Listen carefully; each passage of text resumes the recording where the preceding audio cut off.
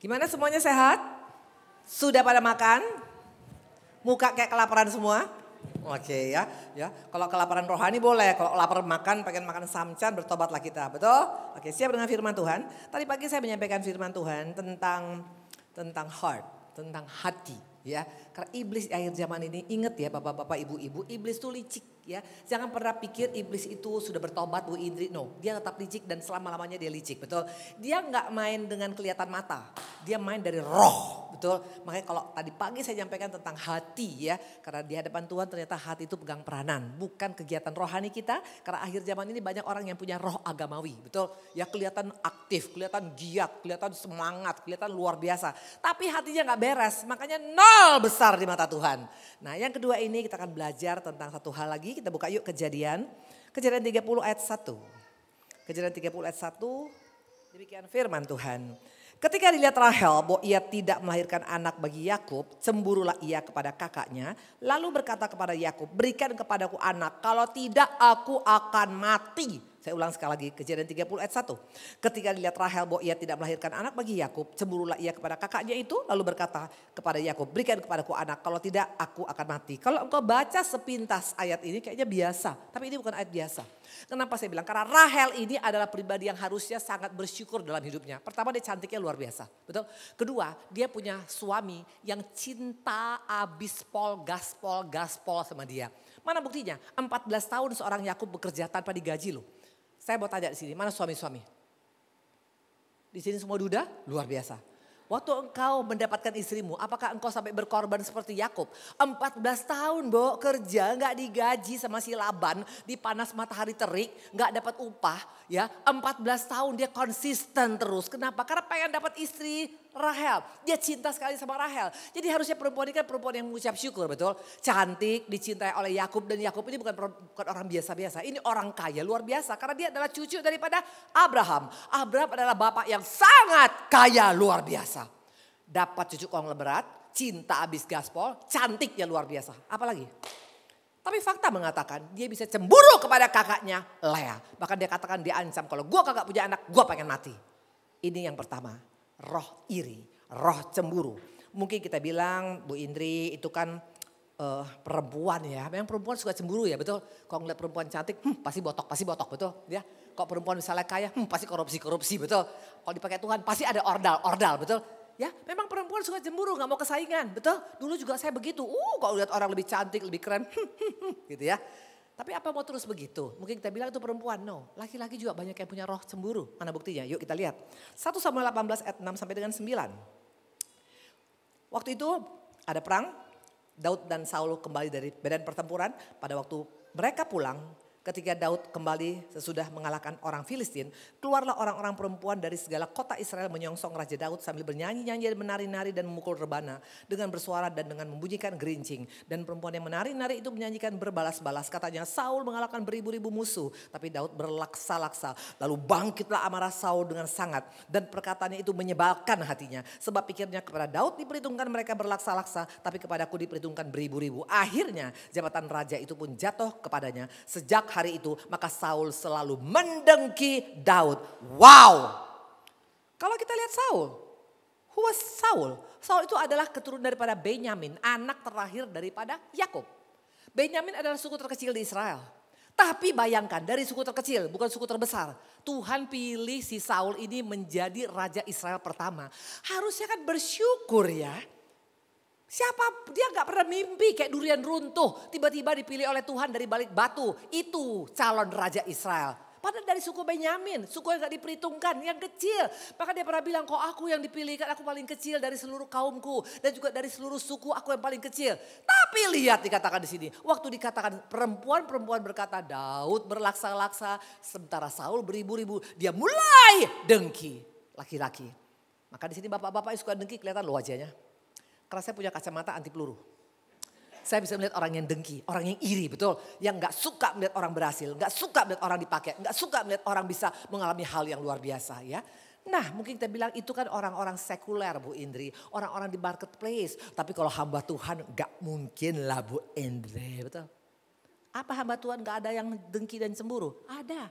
Mana buktinya? Buka bilangan. Maka di tempat ini jangan anggap enteng dengan yang namanya roh CEMBURU. Mana buktinya? Kita lihat bilangan 12 ayat 1 sampai dengan 2. Miriam serta Harun mengatai Musa berkenaan dengan perempuan Kus yang telah diambilnya. Sebab memang ia telah mengambil seorang perempuan Kus. Kata mereka, sungguhnya Tuhan berfirman dengan perantaran Musa saja. Bukankah dengan perantaran kita juga ia berfirman. Dan kedengaran hal itu kepada Tuhan. Ayat 9. Sebab itu bangkitlah murka Tuhan terhadap mereka. Lalu pergilah dia. Tidak main-main. Ini hamba Tuhan loh. Ini Nabi ya. Tahu firman, suka pelayanan di GSJS. Tapi bukan GSJS di BSD. Tapi GSJS-nya di mana? Alaska. Dia cemburu, lihat orang lain lebih dipakai luar biasa. Kok bisa dia? Mentang-mentang karena dia kan punya koneksi. Ini Miriam sama Harun. Dikata-katainya Musa. Memang Musa pernah jatuh dalam dosa dengan perempuan Kus, perempuan non-Ibrani. Tapi apa kita berhak mengata-katai hamba Tuhan? Please lah, engkau kata-katai hamba Tuhan itu gak akan berubah. Tapi engkau doakan hamba Tuhan tuh, dia bisa berubah. Dan akibatnya dikatakan Miriam kena kusta.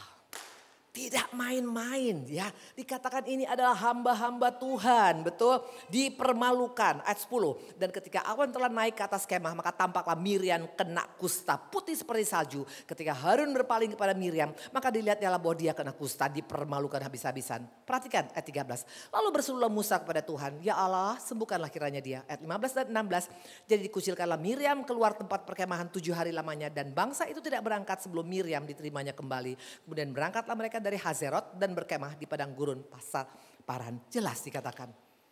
Hamba Tuhan juga bisa mengalami roh dengki. Roh iri. Iri karena melihat orang lain kok bisa dipakai luar biasa. Iri karena melihat gereja kok bisa dipakai luar biasa. Halo!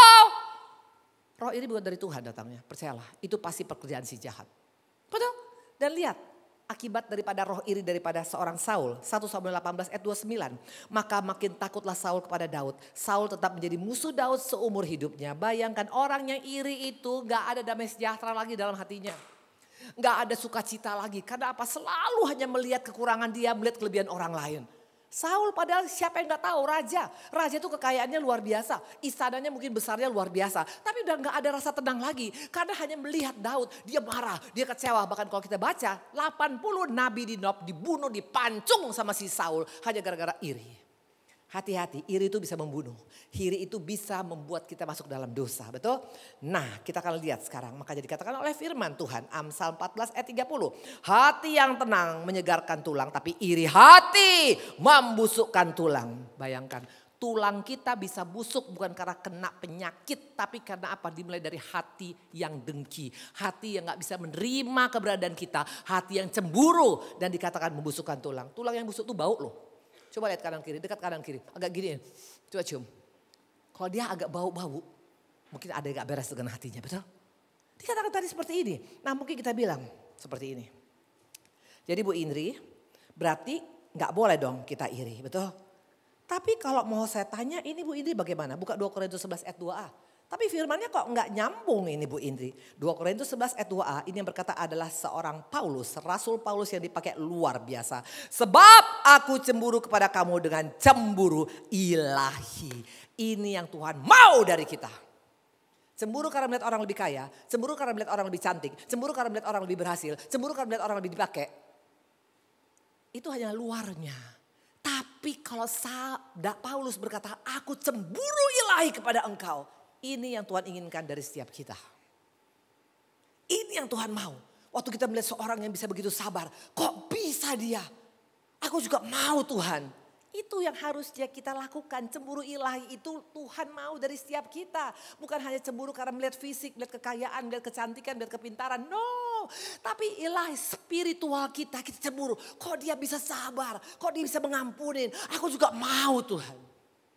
Itu yang harus kita lakukan. Kita akan lihat 8 pribadi. 8 pribadi ini yang harusnya kita cemburu kepada mereka. Bukan karena kekayaannya, bukan karena kepintarannya, bukan karena talentanya, bukan karena pelayanannya. Tapi karena mereka punya karakter ilahi yang luar biasa. Ini yang patut kita bilang kalau dia bisa Tuhan, aku juga mau. Kita akan buka satu persatu yuk. Hakim-hakim. Ada orang gak di sini? Kenapa gak jawab saya? Ya, ayo dong. Masa saya ngomong sama kursi yang diem ya. Hakim-hakim 4 ayat 4. Pada waktu itu Deborah seorang nabiah istri Lapidot memerintah sebagai hakim atas orang Israel. Betul? Saya ulang sekali lagi, Hakim 4 ayat 4. Pada waktu itu Deborah seorang nabiah istri Lapidot memerintah sebagai hakim atas orang Israel. Nah waktu itu akhirnya Israel perang melawan bangsa musuhnya itu Sisera, betul? Nah coba kita lihat, waktu itu Deborah ajak Barak. Ayo Barak, kita mau perang, kau mau dipakai oleh Tuhan. Tapi Barak bilang, aduh kalau lu maju gue maju, kalau lu gak maju gue gak maju. Akhirnya apa kata Deborah? Ayat 9, kata Deborah, baik aku turut, hanya engkau tidak akan mendapat kehormatan dalam perjalanan yang engkau lakukan. Sebab Tuhan akan menyerahkan Sisera ke dalam tangan seorang perempuan. Lalu Deborah bangun berdiri dan pergi bersama-sama dengan Barak ke Kades. Betul? Dan kita perhatikan ayat 23 dan 24. Demikianlah Allah pada hari itu menundukkan Yabin Raja Kanaan di depan orang Israel. Dan kekuasaan orang Israel kian keras menekan Yabin Raja Kanaan. Sampai mereka melenyapkan Yabin Raja Kanaan itu. Saya mau tanya. Apa ya poin pertama? Harusnya kita cemburuilah kepada Deborah.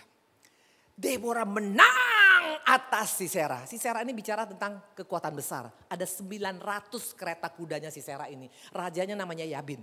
Ini satu persoalan besar, masalah besar. Mungkin masalah ekonomi, masalah rumah tangga, masalah anak, masalah hutang, masalah perusahaan, masalah pelayanan. Dia menang total si Deborah ini.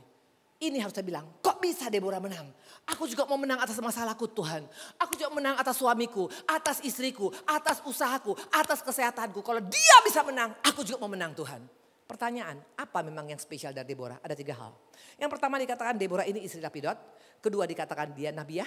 Ketiga dikatakan dia adalah hakim, betul? Yang pertama bicara tentang apa? Deborah ini tahu statusnya sebagai istri. Perhatikan baik-baik. Yerusalem itu nomor 1 di hadapan Tuhan.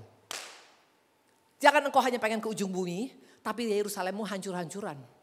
Selama kita seperti ini gak akan bisa menang menghadapi masalah. Suami bertindaklah sebagai suami yang benar, sebagai imam dalam keluarga. Istri sebagai penolong, sebagai pendoa dalam keluarga. Anak-anak hormati orang tuamu. Orang tua jangan bikin tawar hati anak. Kalau kita lakukan bagian kita dalam keluarga, dalam Yerusalem, maka Tuhan akan percayakan engkau menjadi saksinya sampai ke ujung bumi.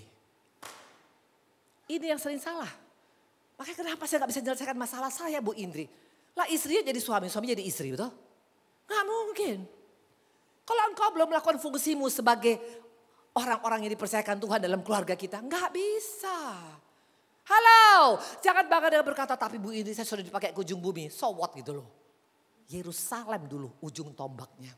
Maka Tuhan katakan menjadi saksiku di Yerusalem, Yudea, Samaria sampai ujung bumi.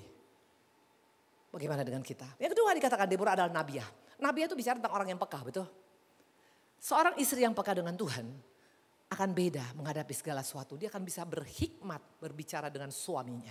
Seorang suami yang peka dengan Tuhan, dia akan menjadi imam, menjadi teladan bagi keluarganya. Seorang anak yang peka dengan suara Tuhan, dia akan bisa menjadi anak yang bisa menghormati orang tua. Enggak lupa kacang makulit orang tuanya. Sebagai orang tua yang peka dengan Tuhan, tidak akan membuat anaknya menjadi tawar hati atau membanding-bandingkan anaknya. Jelas. Bagaimana dengan kita? Dulu saya suka banding-bandingkan anak saya. Saya membedakan anak saya nomor 1 dengan nomor 2 dengan nomor 3. Anak nomor 1 saya itu anak kesayangan saya karena baru pertama, masih keren lah ya, semuanya serba anak pertama. Anak kedua karena perempuan saya juga happy. Wah semuanya pink. Anak ketiga agak kurang saya perhatikan. Dan terjadilah itu. Makanya akhirnya anak saya menjadi pendiam, introvert. Kenapa? Mamanya.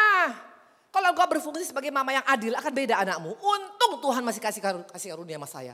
Waktu suami saya bilang kalau kamu tetap seperti ini anakmu akan hancur nanti yang ketiga. Dan saya bilang ampuni aku Tuhan. Sejak itu saya ambil keputusan Tuhan tolong saya. Saya ajak anak saya ngomong. Itu untuk ajak ngomong aja. Ajak ngomong makan ke restoran itu makan waktu 6 bulan. Dia gak mau. Makan saya ajak bilang enak makan ya. Tahu. Kenapa bisa bukan anaknya yang salah. The mother gak peka dengan apa bagiannya sebagai mother. Waktu engkau membeda-bedakan anakmu. Waktu bapak membeda-bedakan anaknya. Maka gak heran anak kita hancur. Atau anak juga waktu engkau tidak menghargai orang tuamu. Sudah engkau berhasil engkau lupa dengan orang tuamu. Gak pernah mengunjungin. Jangan salahkan kalau engkau tidak bisa berhasil. Sisera hanya bisa kita menangkan waktu engkau peka melakukan bagianmu sebagai keluarga. Satu lagi adalah apa? Hakim. Hakim bicara tentang bijaksana. Orang yang peka pasti bijaksana.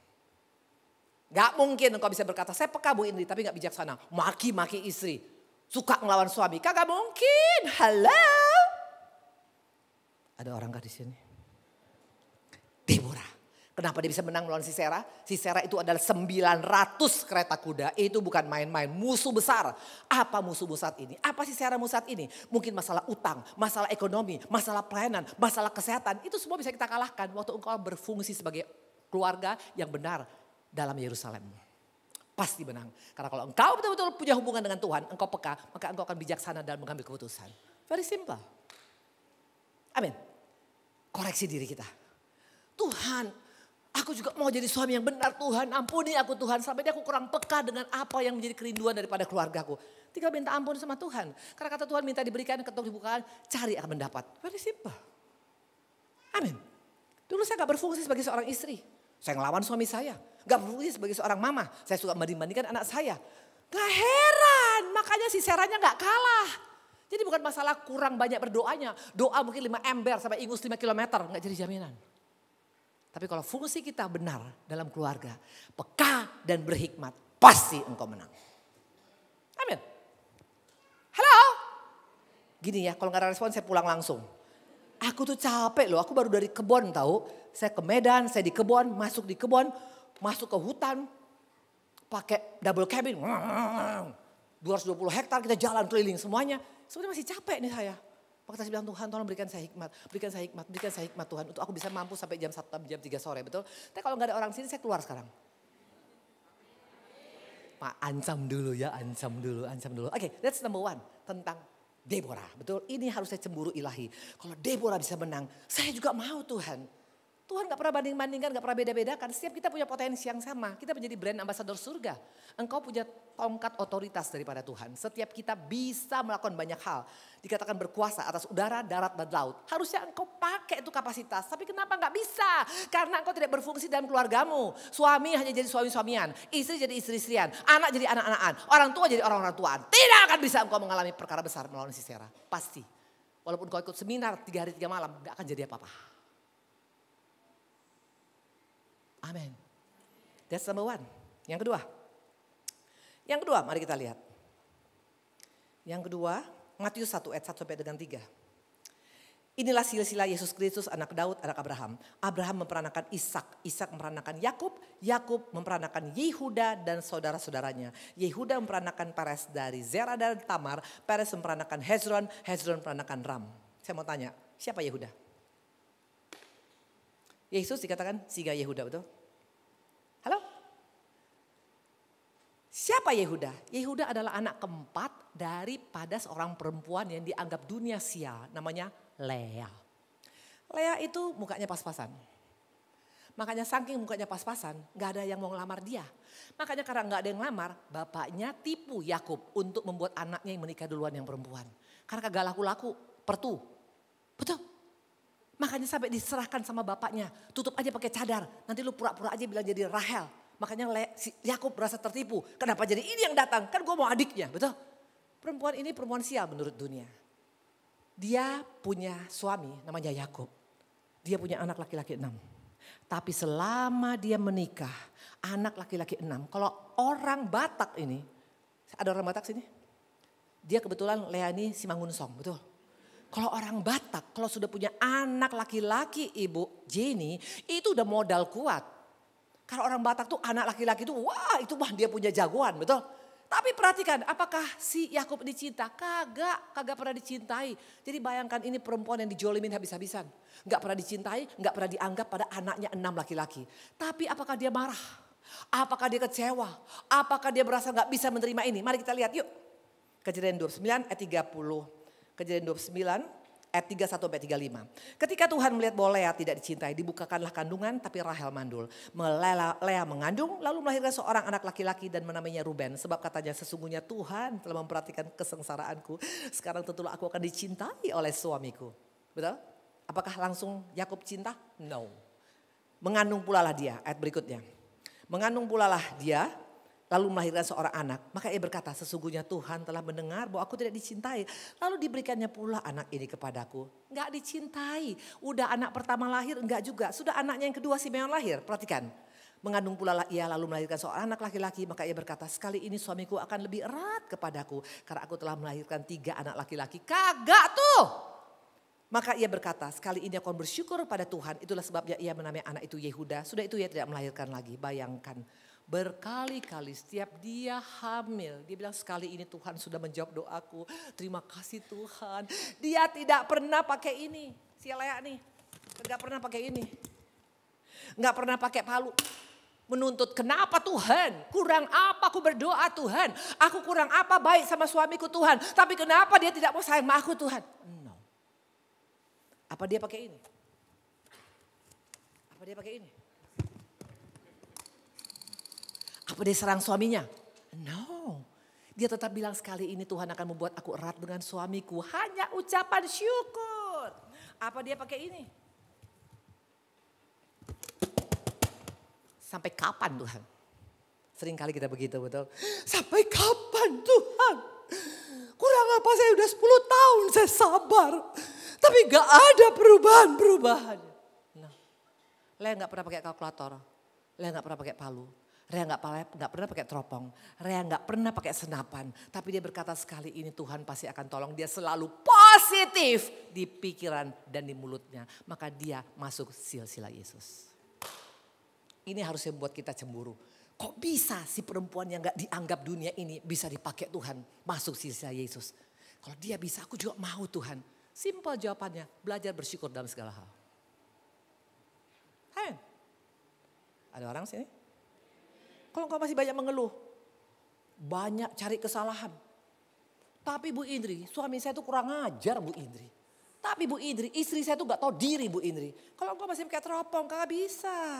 Makanya gak heran engkau tidak akan pernah dipercayakan oleh Tuhan banyak hal. Karena kita pakai selalu teropong, kalkulator, senapan dan juga kita selalu pakai palu.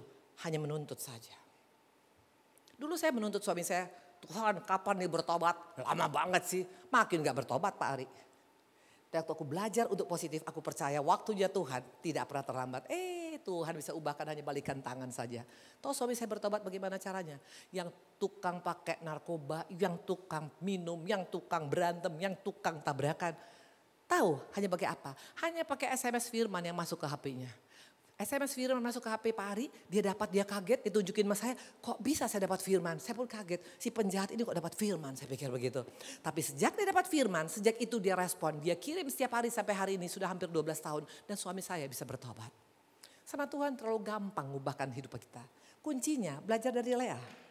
Jangan banyak menuntut, ini harus buat kita, aku juga mau Tuhan. Harus cemburu ilahi seperti ini. Aku mau seperti Lea Tuhan. Mampukan aku Yesus. Memang dengan kekuatan sendiri gak bisa. Kita butuh Roh Kudus. Tidak akan bisa. Mana mungkin bisa bersyukur kalau suami baru pulang 3 hari 3 malam, betul? Yang ada kampak yang keluar, betul? Dari mana aja lu, pasti lu main cewek, betul? Tapi kalau orang yang dapat Roh Kudus yang berikan tuntunan, bisa.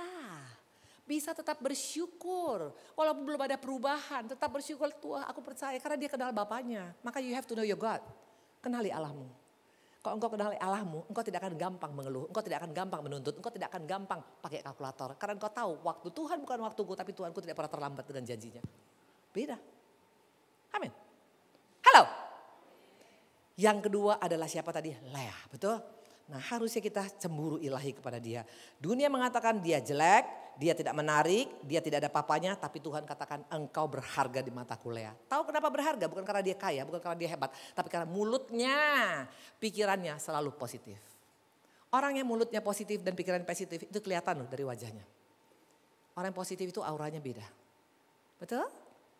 Halo? Tapi kalau misalnya sekarang negatif kelihatan mukanya kayak jeruk purut.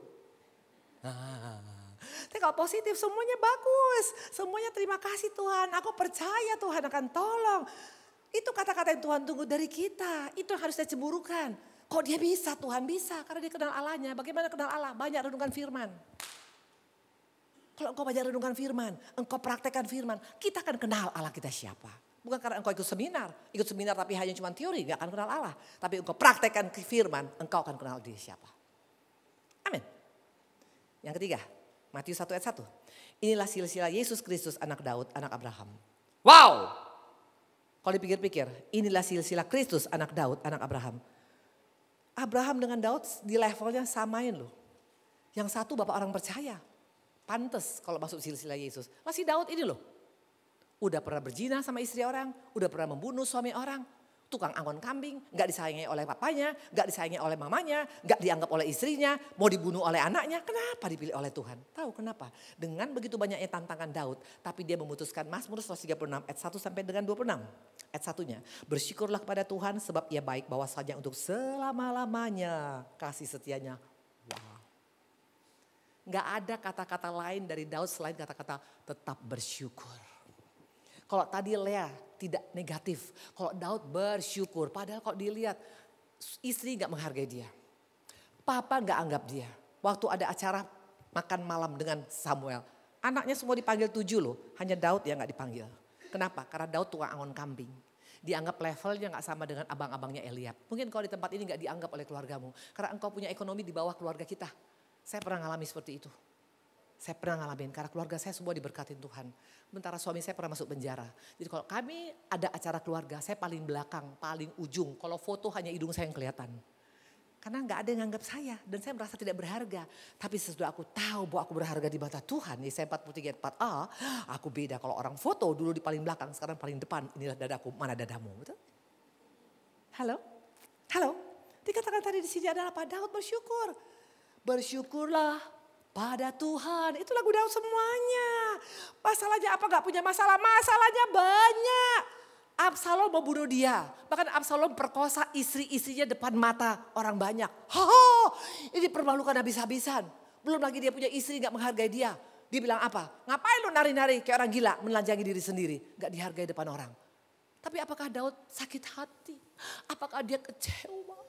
Apakah dia marah? No, dia tetap bilang Allahku baik.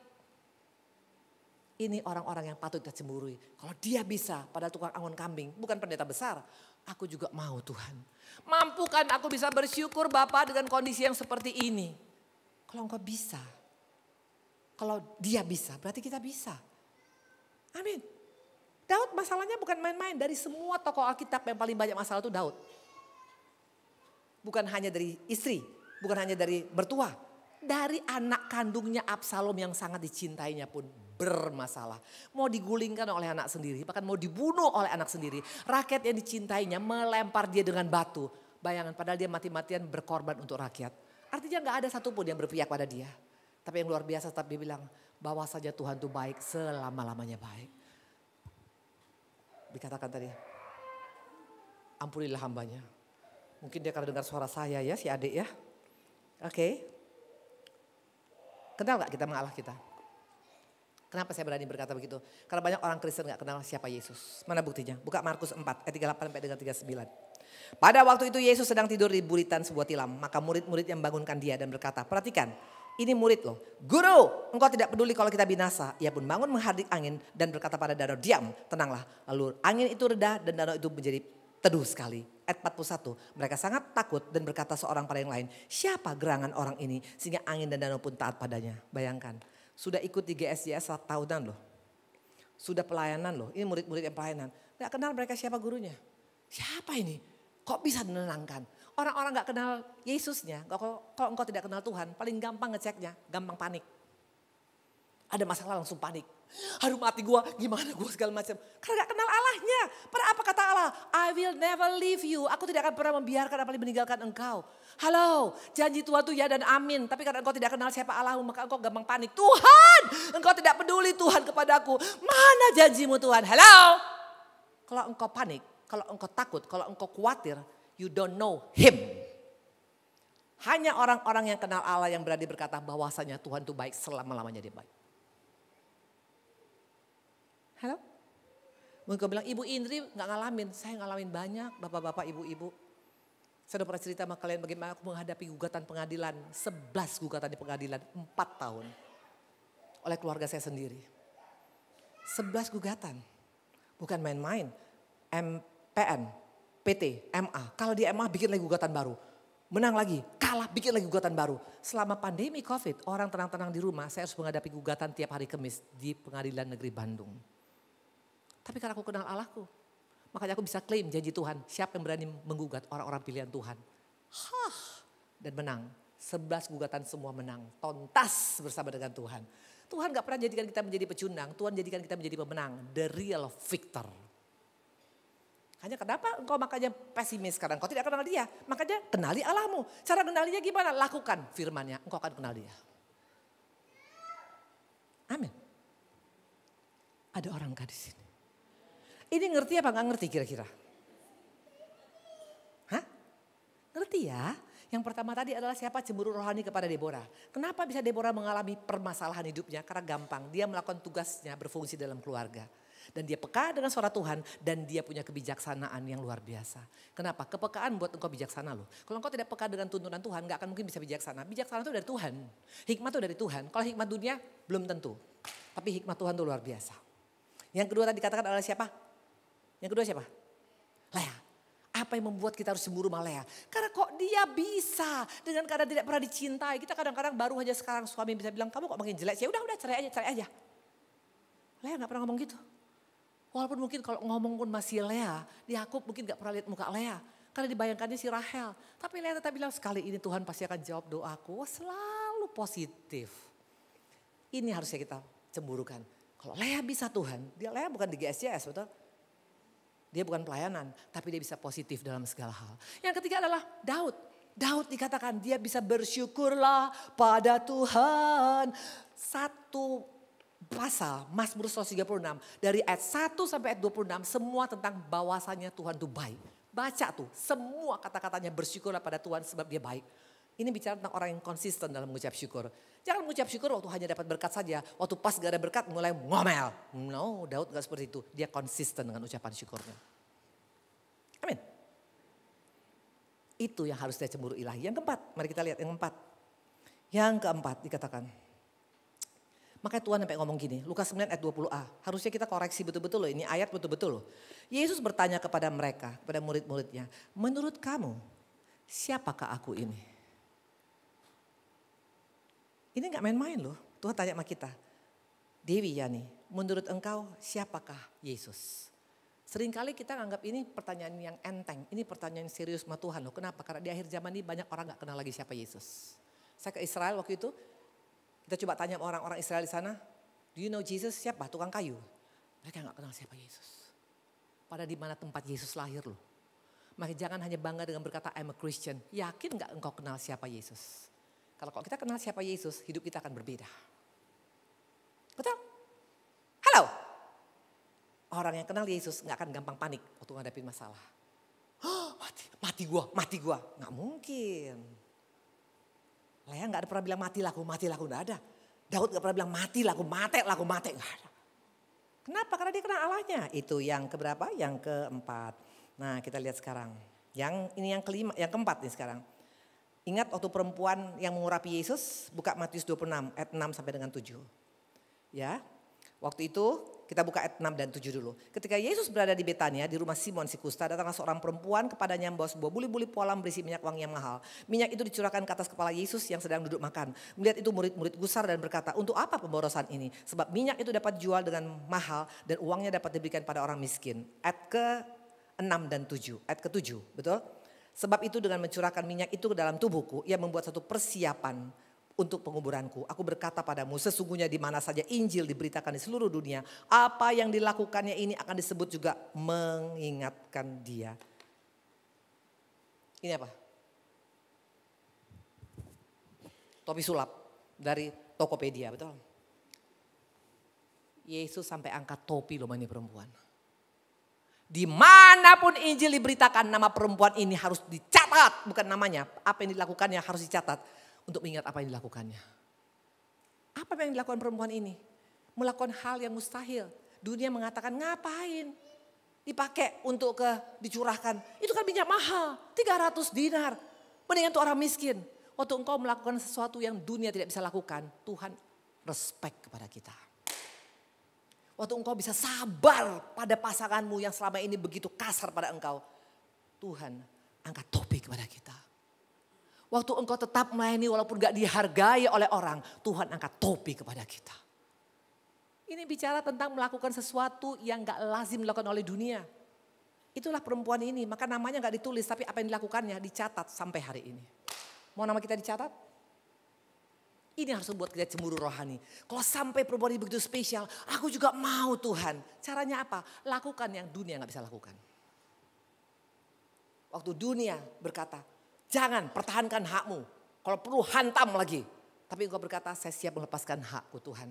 Karena hakku ada di tanganmu. Tuhan akan katakan, aku angkat topi padamu. Waktu saya meninggalkan Medan, saya tinggalkan semuanya loh.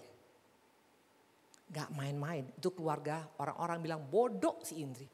Dia tinggalkan, kami pindah ke Bandung bukan bawa apa-apa. Kami tinggal di tipe rumah 21. Tahu tipe rumah 21? Tipe rumah 21 itu cuma 5x4, kamarnya cuma 2x2. Buka tempat tidur aja kagak bisa, Ibu Jenny. Karena gak bisa buka pas kena tempat tidur. Saya gak punya meja makan. Kami gak punya ruang makan. Jadi kami makan di situ, duduk situ, tidur situ. Saya pernah ngalamin itu bukan sehari 2 hari, belasan tahun. Semua orang bilang bodoh, si Indri mah bodoh. Ngapain tinggalkan Medan, di Medan tenang-tenang. Semua ada. Tapi waktu engkau melepaskan hak, itu yang membuat Tuhan berkata, aku salut padamu anakku. Kalau Tuhan mengembalikan 30, 60, 100 ribu kali lipat, tepuk tangan Tuhan Yesus. Yes, saya pernah pakai baju namanya cimol. Baju cimol itu kalau di Jakarta saya gak tahu apa, tapi kalau di Bandung itu cimol, itu tempat baju untuk orang-orang yang sangat-sangat marginal. Itu harga bajunya, kalau komplit kancingnya 25 ribu, kalau tidak ada kancingnya 5 ribu, saya pakai itu 13 tahun. Tapi kalau Tuhan sudah berkarya, perhatikan, kalau Tuhan sudah angkat topi sama Tuhan terlalu gampang untuk balikan semua. Kalau sekarang enggak ya kan? Gaya po. Tapi waktu itu belasan tahun saya pakai baju cimol. Setiap orang kok ketemu Bu Indri gimana? Keren dong, pada baju harga cimol. Jadi saya punya baju itu ada 13 biji, setiap hari cuci kering kalau pelayanan. Tapi kalau ketemu orang gak pernah saya bilang, gak punya uang. No, karena aku punya Allah yang luar biasa. Dan kalau Allah sudah berkarya, gak ada satu pun yang bisa menutup kalau Tuhan sudah buka. Pegang tuh janji Tuhan. Maka engkau harus kenal Allahmu. Halo, saya ngalamin. Anak saya turun naik angkot. Gak bisa bayar uang sekolah, tiap tanggal 10 ditagih. Randy, Diani belum bayar uang sekolah. Saya datang kepala sekolah, iya nanti ya Pak. Pokoknya saya pasti bayar. Saya pernah ada di sana. Melepaskan hak itu perbuatan bodoh menurut dunia. Tapi percayalah hak kita di tangan Tuhan. Dan Tuhan menjamin hak kita. Amin. Hei, ada orang gak di sini? Maka jangan ngotot, jangan pertahankan. Oh tidak bisa, saya kedudukannya di sini. Gak usah takut. Waktu saya pegang perusahaan ayah, kemudian dipanggil tahun 2012. Kami pegang perusahaan, maju 3 tahun. Pas maju, ditendang lagi dong. Ya sudah, berarti sudah habis masanya, betul kan? Semua ada musimnya. Tapi perhatikan, waktu kemarin abang saya meninggal tanggal 15 bulan Mei. Bulan Juni kemarin, bulan Mei apa Juni? Ya bulan Mei kemarin. Tuhan berkehendak berbeda. Akhirnya sekarang saya dipanggil keluargain, tolong jalankan lagi. Kalau Tuhan yang sudah memberikan, gak ada satupun yang bisa yang akan menolak. Makanya hari-hari ini please lakukan sesuatu yang dunia gak bisa lakukan. Perempuan ini lakukan seperti itu. Dia mengurapi Yesus. Pada katanya buat apa? Itu minyak harganya 300 dinar. Kalau engkau itu sama Tuhan gak akan dapat apa-apa. Gak usah itu sama Tuhan. Karena Tuhan kita punya semua ini. Kalau engkau berikan sama Tuhan yang terbaik. Tuhan tuh gak akan pernah ngutang sama kita. Dunia yang suka ngutang. Hari ini janji besok gak bayar. Tuhan gak pernah seperti itu. Amin. Yang keberapa sekarang? Yang keberapa sekarang? Yes, yang kelima. Mari kita lihat yang kelima. Yang kelima, coba kita buka. Stefanus, kisah 7 ayat 55 sampai 56. Tapi Stefanus yang penuh dengan Roh Kudus menatap ke langit. Lalu ia melihat kemuliaan Allah. Lalu Yesus berdiri di sebelah kanannya. Lalu katanya, sungguh aku melihat langit terbuka dan anak manusia berdiri di sebelah kanan Allah. Wow! Dikatakan Stefanus dilempar oleh batu, dirajam. Tapi perhatikan, dia bisa lihat Yesus berdiri, standing ovation. Kayak kalau kita lihat Indonesian Idol. Juri-juri berdiri, Maya, siapa lagi si Anang atau siapapun namanya mereka, wah berdiri luar biasa betul. Yesus berdiri, itu Stefanus lihat langsung. Kenapa dia bisa? Waktu dia bisa mengampuni orang-orang yang jahat pada dia. Mana buktinya ayat 60. Sambil berlutut ia berseru kepada surga dan berkata, Tuhan janganlah tanggung dosa ini pada mereka. Dan dengan perkataan itu meninggallah ia. Waktu engkau bisa mengampunin orang yang jahat padamu. Nih apa nih? Karpet merah betul. Kalau artis Hollywood, kalau datang pakai karpet merah betul. Waktu engkau bisa mengampuni orang-orang jahat padamu, Tuhan berdiri dan Tuhan sambut kita. Standing ovation. Bukan karena engkau kaya, bukan karena engkau hebat, tapi untuk engkau bisa mengampuni. Bagaimana dengan kita? Masih menyimpan kepahitan? Orang menyimpan kepahitan kelihatan mukanya pahit. Senyum memang, tapi gini senyumnya. Hehehe. Ketika orang bisa melepaskan pengampunan, senyumnya beda. Gitu. Betul? Saya menyimpan kepahitan lama sama keluarga saya. Makanya gak heran hidup saya gak bahagia. Muka saya hancur, ini nanah semuanya. Ini leher nanah, punggung saya nanah, betis saya semua nanah. Terakhir saya koma dibawa ke Singapura, perut saya sebesar ini. Rugi sendiri. Waktu saya mengampuni sama Tuhan terlalu gampang untuk menyembuhkan. Sekarang mukanya agak oke lah ya. Kenapa bisa pengampunan? Itu kuasanya luar biasa. Halo, kok bisa Stefanus lakukan itu Bu Indri? Kok bisa Daud lakukan itu Bu Indri? Kok bisa Bu Indri? Ini masih mungkin kelas dewa. Enggak, dia pegang ayat ini. Kolose 3:23. Apapun juga yang kau perbuat, perbuatlah dengan segenap hatimu seperti untuk Tuhan dan bukan untuk manusia. Yes! Ini ayat modal kita. Kolose 3:23, waktu engkau melakukannya untuk manusia, kita pasti enggak akan bisa. Tapi kalau engkau lakukan untuk Tuhan, engkau pasti bisa. Makanya kok bisa dia mengampuni? Kok bisa dia sekarang bisa sabar? Kok bisa dia sekarang tetap bersyukur? Kok bisa dia tetap positif? Yes, karena semua dilakukannya untuk Tuhan. Makanya kalau engkau melakukan untuk manusia, satu saat engkau capek. Capek Bu Indri. Kalau lakukan untuk suami, capek Bu Indri. Kalau lakukan untuk anak, capek Bu Indri. Tapi kalau lakukan untuk Tuhan, gak akan pernah capek. Amin. Halo. Yang keberapa sekarang? Esther, ini yang keenam. Esther 5:2 dan 3, ketika raja melihat Esther sang ratu berdiri di pelataran, berkenanlah raja kepadanya. Sehingga raja mengulurkan tongkat emas yang di tangannya ke arah Esther. Lalu mendekatlah Esther dan menyentuh ujung tongkat. Tanya raja kepadanya, apa maksudmu hai Ratu Esther dan apa keinginanmu? Sampai setengah kerajaan ini pun kuberikan kepadamu. Luar biasa. Nih dari Tokopedia. Raja Ahasuerus dia kasih tongkat perkenanannya kepada Esther. Kalau kita dapat tongkat perkenanan daripada Allah, apa saja kita minta Tuhan akan berikan. Apa saja. Pertanyaan, kenapa Esther bisa dapat perkenanan? Padahal siapa yang dipanggil raja, kalau belum waktunya itu mati loh. Tapi kok bisa malah raja bilang, mau apa Esther? Setengah pun kuberikan hartaku padamu Tuhan. Tahu kenapa? Esther ini gak banyak nuntut. Waktu perempuan-perempuan datang kepada Hegai. Hegai itu melambangkan Roh Kudus. Banyak permintaan, ada yang minta tas Hermes, betul? Ada yang minta Ferrari, ada yang minta berlian 10 karat. Waktu ditanya, Esther mau apa? Enggak usah, saya enggak mau apa-apa. Waktu engkau tidak banyak menuntut, tapi bisa bersyukur. Itu yang membuat Tuhan berkenan kepada kita. Belajar untuk tidak banyak menuntut dalam hidup ini. Kalau engkau tuntut suami saya dulu berubah, Bu Indri baru saya berubah. Kagak berubah tuh laki. Kalau ekonomi saya bagus Bu Indri, baru saya mau pelayanan. Kagak berubah tuh ekonomimu. Karena Tuhan paling alergi melihat orang yang suka menuntut. Amin.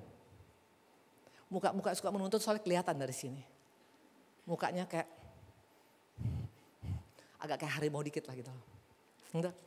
Beda. Makanya belajar dari Esther. Padahal siapa Esther? Budak. Udah budak, dia yatim piatu. Mungkin dunia mengatakan enggak mungkin lu punya pengharapan. Halo, belajar dari Esther. Cemburu rohani pada Esther. Cemburu ilahi seperti kepada Esther. Kalau dia bisa, kita juga bisa. Karena Esther sama-sama dengan kita manusia.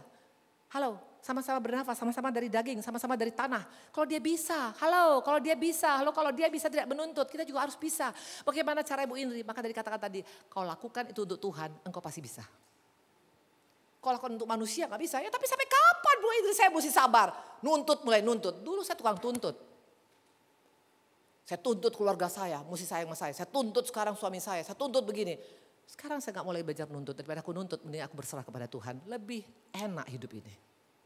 Karena barang siapa berharap pada manusia, dia akan kecewa. Barang siapa berharap pada Tuhan, tidak akan pernah mengecewakan. Amin.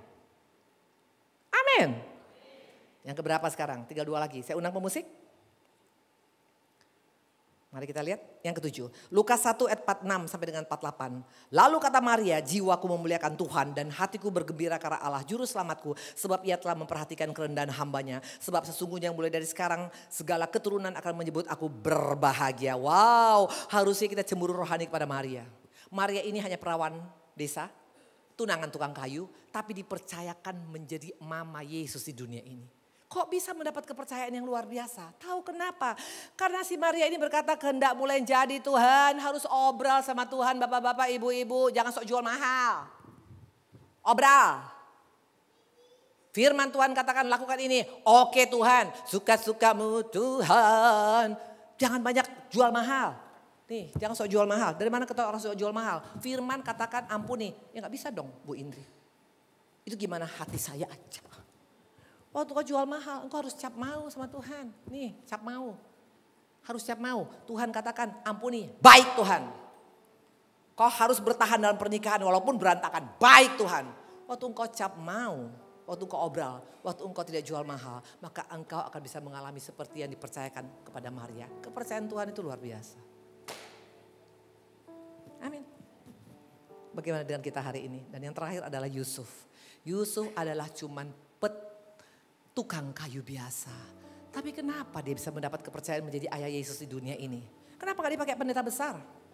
Kenapa pakai Yusuf? Ayat terakhir, saya undang pemusik. Matius 1 ayat 19. Karena Yusuf suaminya seorang yang tulus hati. That's it. Orang yang tulus akan menjadi orang-orang yang akan dipakai Tuhan luar biasa. Di akhir zaman ini roh ketulusan sudah jadi langka. Maka kata Tuhan tulus seperti merpati. Bayangkan ketulusan dilambangkan binatang bukan manusia. Kenapa? Karena tulus sekarang jadi barang langka di gereja. Hari ini yuk kita koreksi. Amin. Harus kita cemburu pada Yusuf. Kalau Yusuf bisa dipercayakan Tuhan, aku juga mau Tuhan. Berikan aku hati yang tulus Tuhan. Berikan aku hati yang tidak ada udang di balik kambing Tuhan. Amin. Banyak orang pelayanan hatinya gak tulus. Makanya saya juga koreksi diri saya. Apakah aku pelayanan di GSJS sekarang mengharapkan popularitas? Atau mengharapkan amplop? Tuhan tahu, manusia gak tahu. Tuhan memberkati.